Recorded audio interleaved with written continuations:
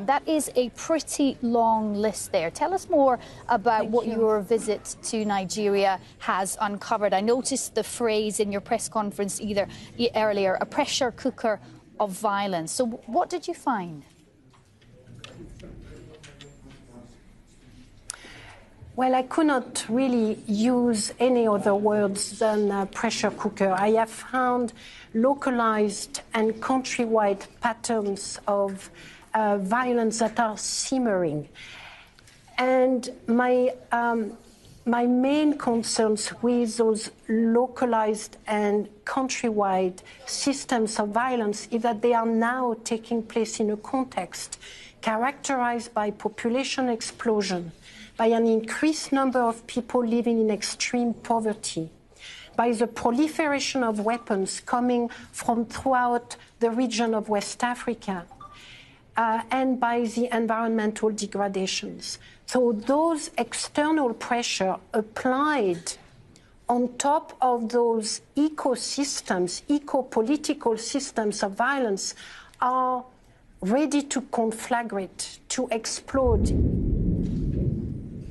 in a way which I don't think we have yet completely understood. So my preliminary finding today was really to issue this warning both to the government and to the international community.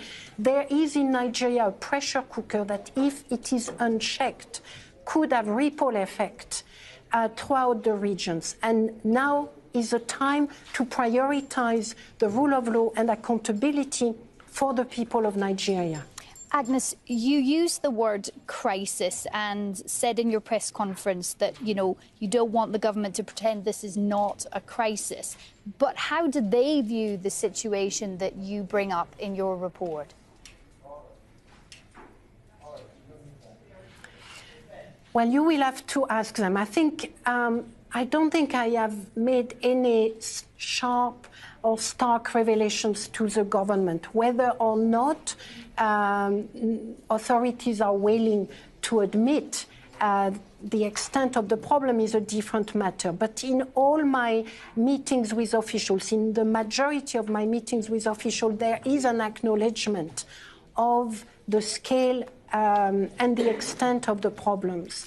That gives me some hope that the authorities, with the necessary leadership and political will be able to begin a roadmap towards addressing the lack of accountability, towards ensuring that killings, particularly by the police, but not only, that all the killings are investigated, that the systemic factors such as the lack of resources of the police, the lack of training, that all those resources issues are addressed. Let me remind you that Nigeria is a middle-income country. So I have approached the questions of arbitrary killings within that context, and what I have found is not in keeping with what I would expect from a middle-income country. So, Agnes Callamard, is what you're saying that there are resources that can be put to work in solving some of these problems, but the right priorities are perhaps not being made? Yes, I believe that at the moment the rule of law and accountability have not been sufficiently prioritized. I can take for proof the fact that in 2006, one of my predecessors went on a mission, and when I compare what he has found with what I have found, there are so little differences between the two reports. It is shocking. They are 15 years apart. So now is the time to prioritize the rule of law and accountability.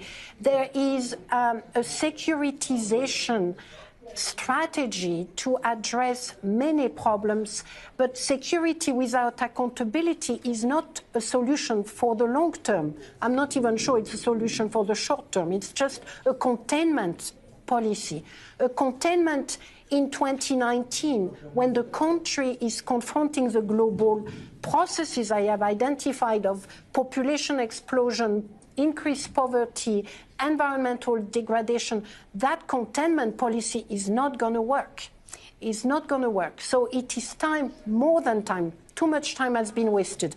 It is time to prioritize the rule of law and accountability for the people of Nigeria, particularly for the 49 millions that are living in extreme poverty. Did you find that there was any positive change? Yes. Yes, I have found a few positive changes. Now, for instance, in the Northeast, you were mentioning the conflict against Boko Haram. In 2015-2016, that region was at the center of many concerns for human rights violations, by Boko Haram, of course, but also by the security agencies. There was a vast number of allegations of arbitrary killing, disproportionate, indiscriminate bombing, disappearances, death in custody, massive death in custody, in fact. Now, those problems have not been investigated, and there is still not any accountability for those past violations. But the progress resides in the fact that allegations over the last 2 years, 2018 and 2019, have decreased.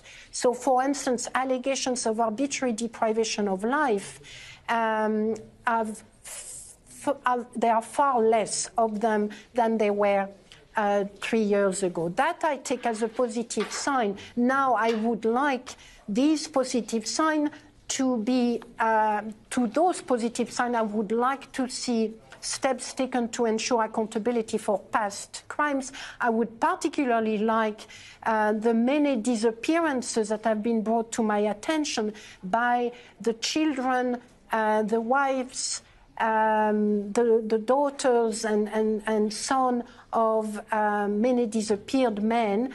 I would like for those disappearances to be addressed as a matter of urgency, because the torture it is creating for the people left behind cannot be underestimated. Agnes Callamard there joining us, UN Special Rapporteur. Thank you very much for joining us.